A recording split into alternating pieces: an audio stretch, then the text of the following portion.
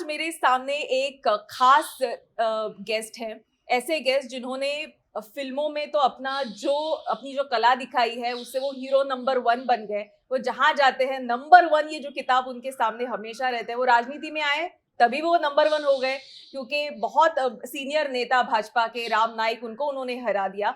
जो सीट थी, कभी ऐसा नहीं लगा था कि कांग्रेस को मिल पाएगी, वो उन्होंने जितवा दी, वहां भी नंबर 1 हो गया। आपने सही सोचा है, हमारे साथ गोविंदा है, द नंबर 1 गोविंदा। बहुत बहुत स्वागत है आपका इंडिया न्यूज पर और न्यूज एक्स पर, और थैंक यू सो मच, आपने हमें वक्त दिया, क्योंकि हम देख रहे हैं जब से आप राजनीति में आपने कदम फिर एक बार रखा है, आप बहुत घूम रहे हैं। जैसे मान लीजिए आपके पैरों पे व्हील्स लगी हो, हर जगह आप इतनी कड़ी धूप में जा रहे हैं, तो कैसा लग रहा है फिर एक बार ये 14 सालों का जो राजनीतिक वनवास था, उसके बाद आपकी ये जो एंट्री हुई है, क्या सोच के आपने इस वनवास को विराम दिया और क्या सोच रही फिर एक बार वापस आने की? पहले तो धन्यवाद दूँ, और शुरुआत आपके साथ हो रही है, तो ये मेरा पहला इंटरव्यू। इससे पहले मुझे शशि प्रभु जी ने कहा कि गोविंदा आज से शुरू करो, तो मेरा ये सोचना था कि कहीं हम मूवमेंट कर रहे होते हैं तो ऐसा लगता है कि थॉट क्या निकल रहा है, बहुत महत्वपूर्ण है कि जो थॉट निकल रहे हैं उसके साथ लोग जुड़ेंगे, पक्का जुड़ने वाले हैं किसी भी हाल में। तो वो वैचारिक जो चलना होता है, जिसमें लोग आपका समर्थन देते हैं, उसमें किसी प्रकार का भेदभाव नहीं हो। पहले कहीं त्रुटियां रह गई हो तो उसमें हम क्या करें, कैसे करें। तो आप लोग को याद होगा जिस वक्त मैंने शुरुआत की थी आज से 14-15 साल पहले, तो वो मैंने रामजी नाईक जी का जाकर पहले पहुंच हुआ था। हमारी पार्टी वालों ने बहुत भयंकर, वो लोग लगा ऐसा कैसे कर, ऐसे जिनके नाम के आगे राम लगा हो पहले प्रणाम तो कर दो। फिर वो बुजुर्ग हैं, तो एक कहावत है, एक मंत्र है, कया नक्षत्र आभो दूती सदा वृदा सखा क्या सचिष्ट आवते राम राहुवे नवा। तो मुझे ऐसा लगा कि पहले तो प्रणाम करूं, क्षमा प्रार्थना पहले ही कर दूं और वो वैचारिक दृष्टिकोण से जो हो रहा था उसे वहीं तक रखना चाहिए, ऐसा मैंने सोचा। I started with that. फिर उसमें मैं पार्टी में, तो मैं उनके शामिल हो गया, हाथ मिला पर हाथ में शस्त्र नहीं थे, तो खाली हाथ। 14 साल बाद बाण मिल गया और मुझे ऐसा लगा कि ये राम राज्य की पार्टी है, इसी में मेरा ऐसा सोचना है कि ये राइट टाइम। और कहीं उस समय ऐसा लग गया हो कि मुझे बहुत सारे मेरे जो मुझे वर्ग मिला 14 से 21 में, और मेरी माता जी आदरणीय निर्मला देवी जी की वजह से सब साधु संत पीर फकीरों का ही वो एक वर्ग मिला था, वो मुझे मिला था, देव प्रदत्त जिसे कहते हैं हम लोग। तो अब मैं बहुत पढ़ा लिखा तो था नहीं, उस हिसाब से मेरी भाषा शैली वैसे उस समय ऐसे कमाल नहीं थी, तो हंसा करते थे सब मुझ पे। परंतु मुझे कह रहे थे वो कि एक ऐसा समय आएगा कि गोविंद तुम आगे निकलोगे बहुत और वर्ल्ड में फेम हो जाओगे। अब ये आजकल जो लोग देखते हैं, फिल्में देखते हैं, राजाओं की तरफ लोग देखते हैं, वो जो लोग हैं वो लोगों को ऐसे लगने लग गया है कि ये ऐसा है, ये ऐसा हो गया, ये वैसा है, वैसा हो गया। उसके पीछे की लोग डिस्कस भी नहीं करते हैं, और बच्चे लोग जो हैं वो उसमें से अलग हो जाते हैं। मुझे ऐसा लगता है कि जो हम लोग का देश है और जो मुझे मिला और मुझ पे जो कृपाएं हुई, उसका पूरा तो नहीं हिस्सा दे सकता आदमी, थोड़ा सा हिस्सा निकाल के वही जगह दे सकता है जिस वक्त जहाँ से मिला है। तो मुझे एक मिले अच्छे महात्मा हैं, कहे गोविंद तुमने पूरी दुनिया जो है वो सूर्य पूजा करती है, अर्घ्य चढ़ाती है, और तुम कहीं ना कहीं तिरस्कार करते हो, क्योंकि तुम्हारा अपना जो वो जो तुम्हें जो तुम देखे आए, तुम्हें ऐसा लगता है कि इसमें मुझे सहयोग नहीं मिला, या ऐसी चीज़ है वैसी चीज़ है। ये ऐसे बाहों तुम्हें शोभा नहीं देते, और जब तक तुम सूर्य का साथ नहीं दोगे अंधेरा होगा। तुम्हें उसे अर्घ्य चढ़ाओ, प्रार्थना करो, और उसे सहज रूप से देखना शुरू कर दो हर जगह। तो इसमें ये आ गया कि क्या गोविंदा आप ऐसा करेंगे? तो मैंने सोचा अरे और थोड़ा आर्ट एंड कल्चर से मैं जुड़ा हुआ हूँ, तो मैंने इस विषय पे चर्चा की थी। अब वो चर्चा वहीं पे रह गई, आर्ट एंड कल्चर वहीं पे रह गया। एकदम से ये आया तो मुझे ऐसा लगा कि अरे वाह, तो इसमें सेवा प्रदान करते हैं। अब सेवा मैं शुरू से प्रदान करता आ रहा हूँ। आदरणीय बाला साहब ठाकरे जी मुझे कई टाइम इस्तेमाल कर चुके हैं, राइटली वर्ड और हक के साथ, और कहा करते थे काय रे गोविंदा इथे असं आहे तसं आहे, हे असं करते तसं करते, तसं करून दाखव लोग। बोला तो मैं मम्मी से अपने पूछता था कभी समटाइम, मम्मी ये अंकल मुझे ही काम क्यों बताते हैं ये हर सब? गोविंद तुम्हें इस योग्य समझते होंगे। फिल्म हो या उनके शोज़ हो रहे हो, प्रोग्राम हो रहे हो, जो हो, मुझे बुलाया करते थे और मैं कर दिया करता था, हो जाता था।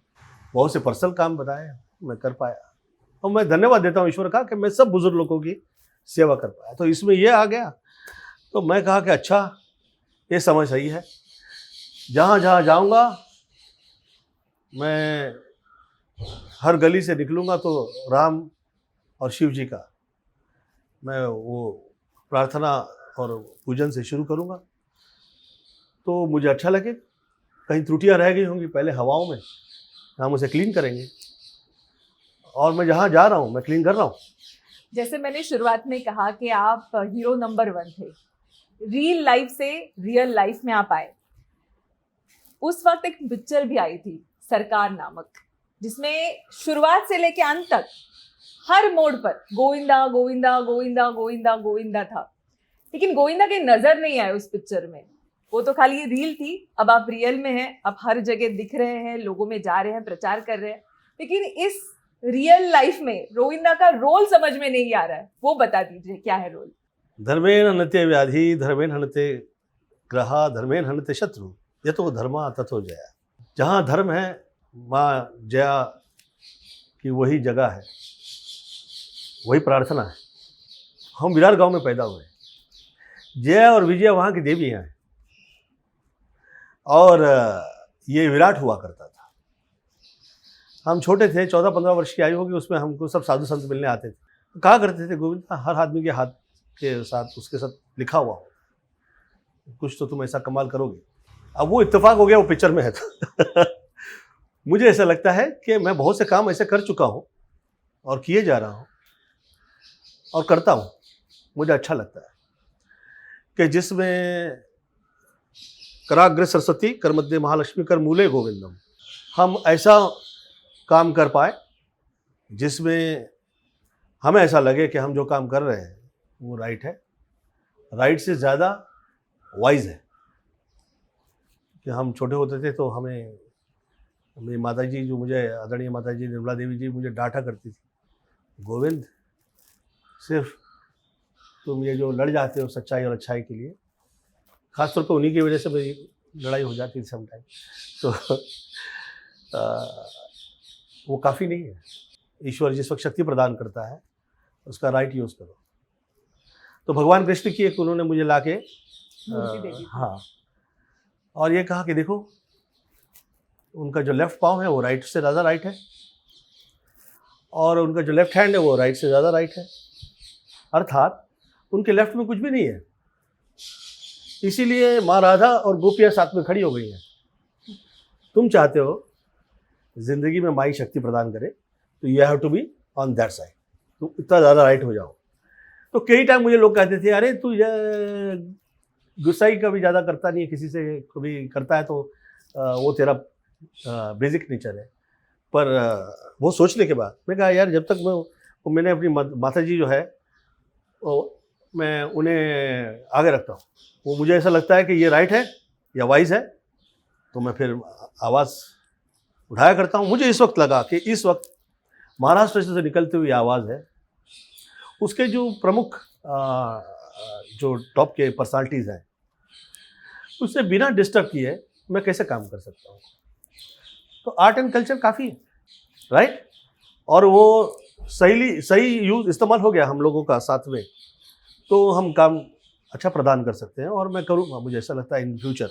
आदरणीय शिंदे साहब की मुझे अच्छा लगा कि वो थोड़े से वो पूजा प्रार्थना वाले हैं, थोड़ा जाणता राजा आपण ज्याला मराठीत म्हणतो ना, वैसा टाइप के नेचर है, और धर्म से जुड़े हुए हैं।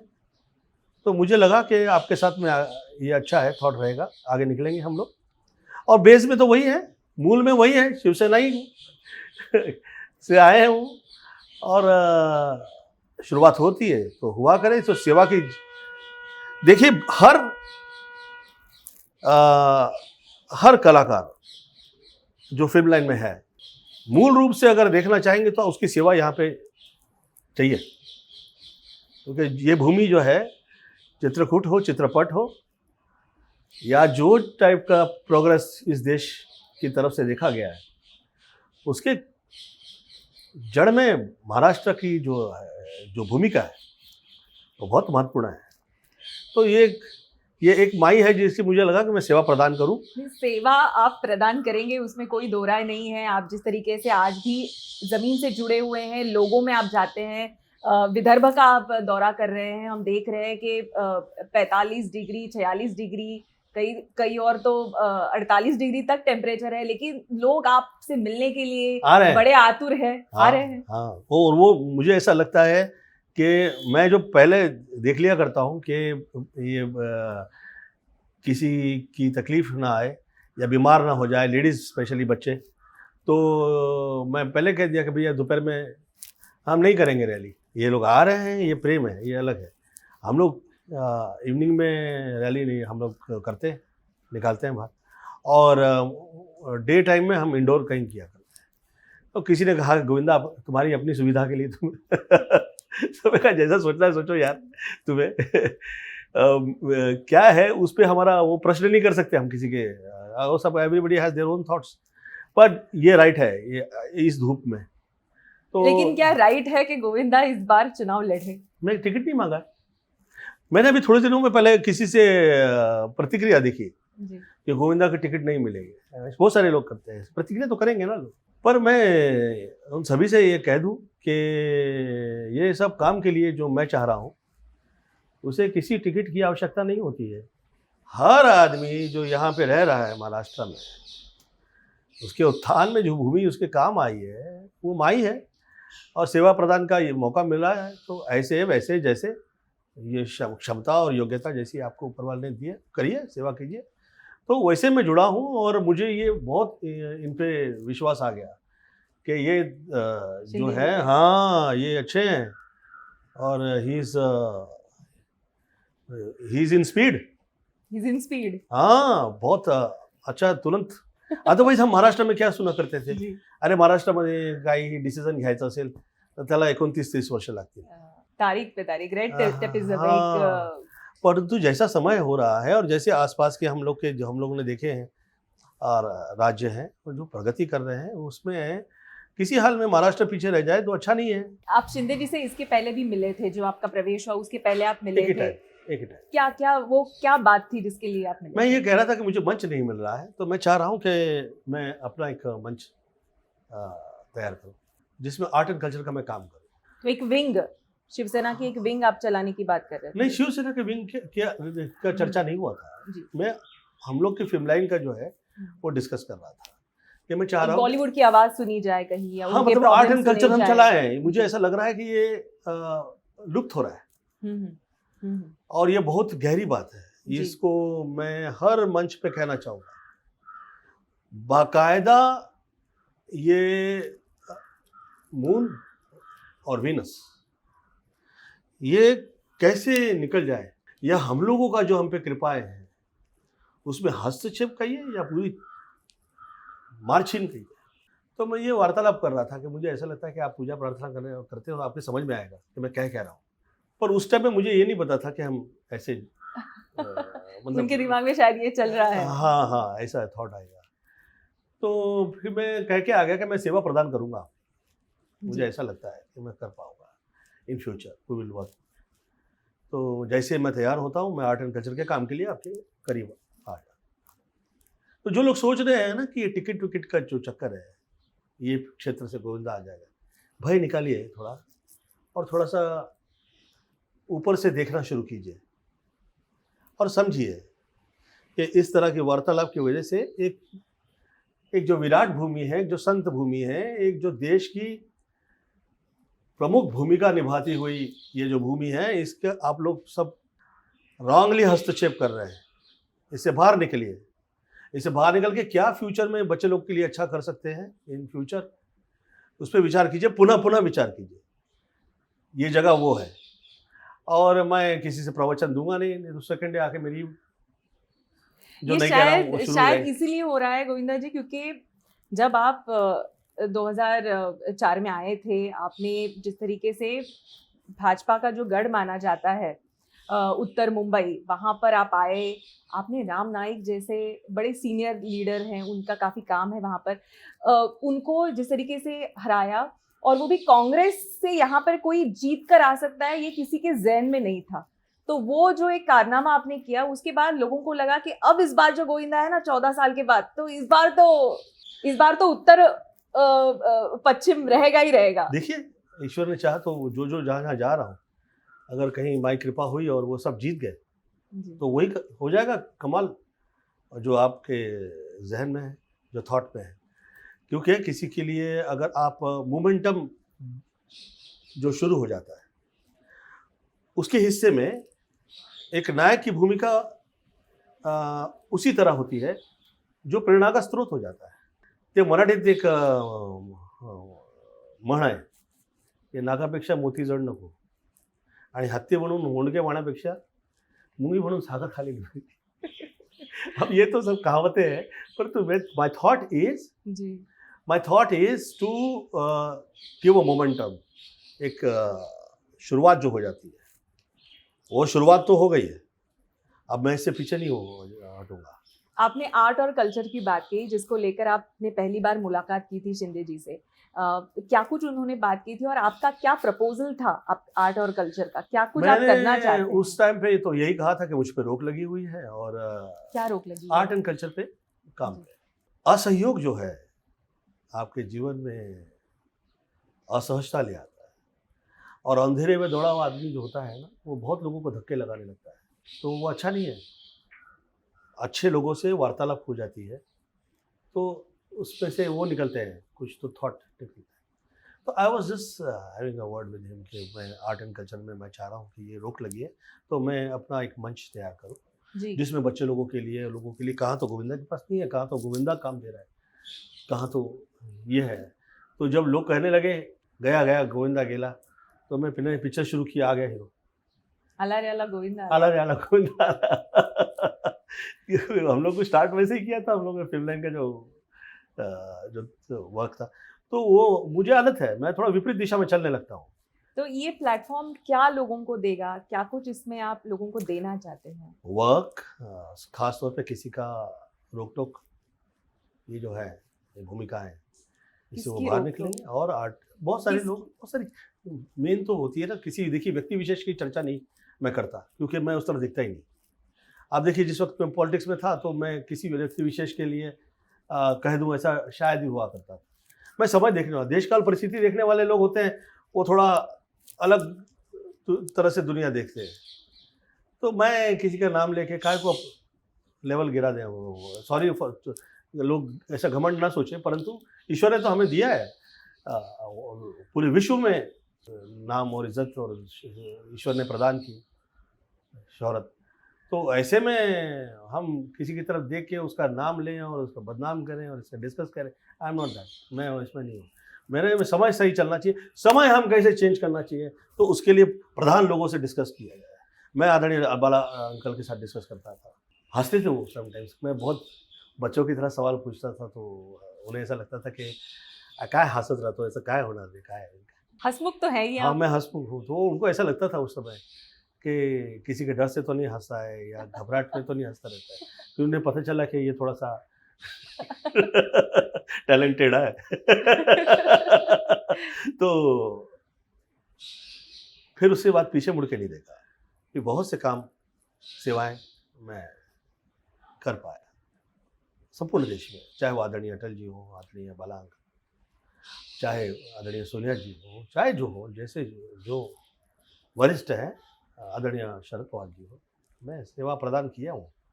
और इस टाइम पे मुझे लगा कि शिंदे साहब जो हैं वो राइट जुड़े हुए हैं आदरणीय मोदी साहब के साथ और काम इनका स्पीड में चल रहा है। तो मुझे लगा कि जो महाराष्ट्र की जो ठहरी हुई है इसमें कैसे हम तुरंत तकलीफ से बाहर निकले। He is a right guy for that. आपकी जो अभी एक सोच है, आपने कहा कि जब आप राम नाईक जी के सामने जब आपका नाम डिक्लेयर हुआ तब आपने जाके पहले तो उनके पैर छुए। हाल फिलहाल में राम नाईक की एक बुक भी आई थी, उन्होंने काफी हाँ। क्रिटिसाइज किया आपको, हाँ, मुझे देखिए क्या है, क्या कहना चाहेंगे उस पर? मैं कायदे का नहीं वार्तालाप है उसमें, मन की सोच है। मन की सोच चाहिए तो आदरणीय मोदी जी से समझे। मुझे ऐसा लगता है कि मैं क्षमा प्रार्थना के साथ कह सकता हूँ कि इसी तरह से थोपा थोपी ये हमें शोभा नहीं देती है। इससे राष्ट्र में, राज्य में, हर जगह लोग कहा करते हैं यार जो कायदा नहीं बोलता है, आप वो बोल रहे हैं, वो भी ऐसे इस तरह से क्या कहना चाह रहे हैं? देश को बदनाम कर रहे हो, राज्य को बदनाम कर रहे हो कि राष्ट्र को बदनाम कर रहे हो? ऐसा क्यों कहना चाहिए? ऐसा अच्छा नहीं। और वो जो है चरवैते उनकी जो भाषा नहीं है, वो भाषा सिन्हा साहब की है जो लिख रहे हैं। मैं वो सिन्हा साहब को अगर मैंने प्रश्न कर लिया होता तो वो उसे पब्लिसिटी देगा। मैं नहीं देता हूँ ऐसी चीज़ों को पब्लिसिटी। आपने कहा कि जब आप कांग्रेस में गए थे तो आपके पास हाथ था लेकिन हाथ में शस्त्र नहीं था। आज हम कांग्रेस की अवस्था देख रहे हैं, काफी सीनियर नेता, बड़े बड़े चेहरे, मिलिंद देवरा भी उस दिन आपके बगल में थे जी, वो भी कांग्रेस छोड़कर शिवसेना में आए। वो बहुत अच्छे कुछ टिप्स वगैरह दिए आपको बहुत आने अच्छे से और पहले? कुछ आदरणीय कुछ पिता बताया? के वो सुपुत्र है। एक भी गलत लफ्ज़ नहीं मुंह में आता है और बहुत कम वार्तालाप करते हैं और बहुत अच्छे हैं, वो गुड हार्टेड है। जिस वक्त यहाँ पे कहीं सामने ही उनके ससुराल है तो बहुत से लोग फिल्मलाइन के आते हैं, वो वहाँ से 4 कदम कभी कभी मेरे पास नहीं आते, परंतु ये आया करते थे और मैं इन्हें कहा करता था कि मिलिंद आप में अच्छाई है। लेकिन कांग्रेस की स्थिति पर भी आश्चर्य लगता है क्योंकि बड़े बड़े, जैसे मैंने कहा कि नाम चले गए, कांग्रेस उन्होंने छोड़ दी, दूसरे पक्ष में चले गए, दूसरे पार्टी में चले गए।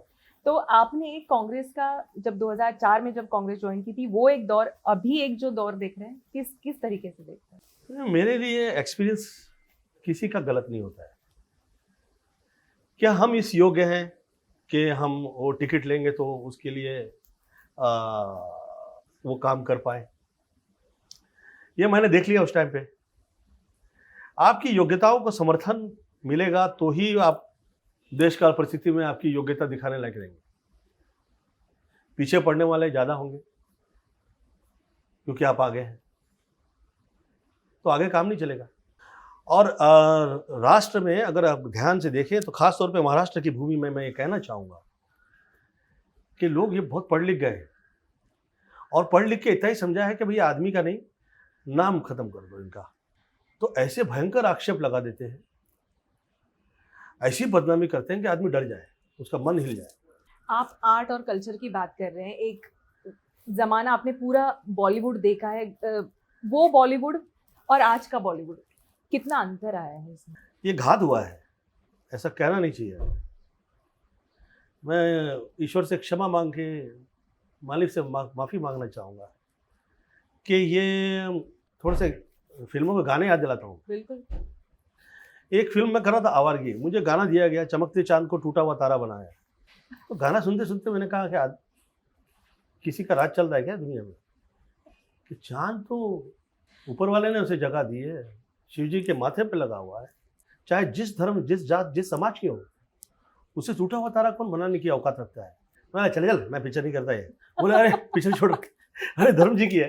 अरे मैं बोला माफी मांगना चाहता, धर्म जी को आई लव हिम, उनके घर परिवार जो है आई लव देम। तो मैं कहा अंकल ये पिक्चर कर रहा हूँ मैं, ये गाना मेरे से नहीं होगा। अरे तो स्ट्रांगली गोविंदा, आदरणीय भट्ट साहब बहुत अच्छे आदमी है। अरे गोविंदा तुझे जैसा लगता है करो, थोड़ा सा पूजा प्रार्थना वाला आदमी है, जो कह रहे हो। तो वो गाना मैं किया लिया नहीं, एक्सेप्ट नहीं किया मैं साहब।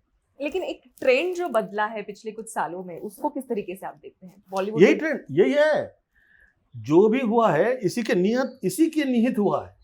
मान लीजिए मैं एक हमारे प्रोड्यूसर साहब थे, वो मैं घर में जाया करता था समटाइम्स, तो मुझे क्या पता उनकी लाइफ में क्या चल रहा है। तो मैं गया आ गए मेरा रोना देखने के लिए। मैं कहा हाई मुझे कैसे मालूम पड़ेगा आप रो रहे करके।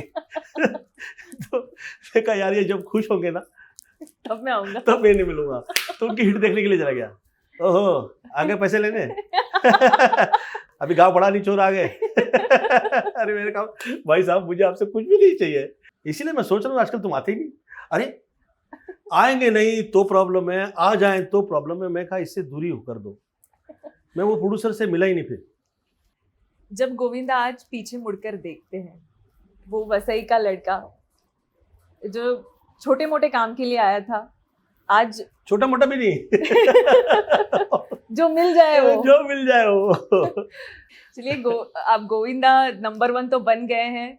लोगों को अपेक्षा है कि जिस तरीके से आप क्राउड पुलर हैं ही, आप विदर्भ में जाएं। अभी फिलहाल विदर्भ का फर्स्ट फेज में, इसलिए आप विदर्भ में प्रचार कर रहे हैं, लेकिन जैसे सेकंड फेज हो, थर्ड फेज हो, आप हर जगह स्टार प्रचारक तो शिवसेना के रहेंगे ही। लेकिन लोगों को उम्मीद है कि मुंबई सा मुलगा गोविंदा फिर एक बार मुंबई से। मैं एक्टिव हूँ, मैं सच कह रहा हूँ, मैं एक्टिव हूँ।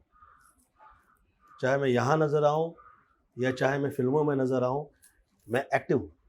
मैंने बहुत लोगों पे छोड़ रखी थी और मैं बहुत इंतज़ार किया। फिर मुझे लगा कि वो कहते हैं ना जो खुद ही को कर बुलंद इतना कि हर तकदीर से पहले खुदा बंदे से खुद पूछे बता तेरी रज़ा क्या है। तो हर आदमी के लिए ये बहुत महत्वपूर्ण है कि वो स्वयं अपना निर्णय ले, और निर्णय लेके उस पे से हिले नहीं कभी, कि भैया हम एक्टिव हैं। इस शब्द में बहुत सारी गहराई है कि एक्टिव गोविंदा हो चुके हैं, और बहुत बहुत आपको शुभकामनाएं आपके अगले चरण के लिए, फर्स्ट फेज के लिए तो आप प्रचार कर ही रहे हैं। आने वाले दिनों में भी एक फायर ब्रांड शिवसेना का आप रहेंगे, और चुनाव का अभी तक उन्होंने डिनाई भी नहीं किया है। तो हम आपको बहुत बहुत शुभकामनाएं भी देते हैं आपके अगली आपकी रणनीति के लिए। धन्यवाद हमसे बात करने के लिए और हमको अपना समय देने के लिए। Thank you so much. Thank you.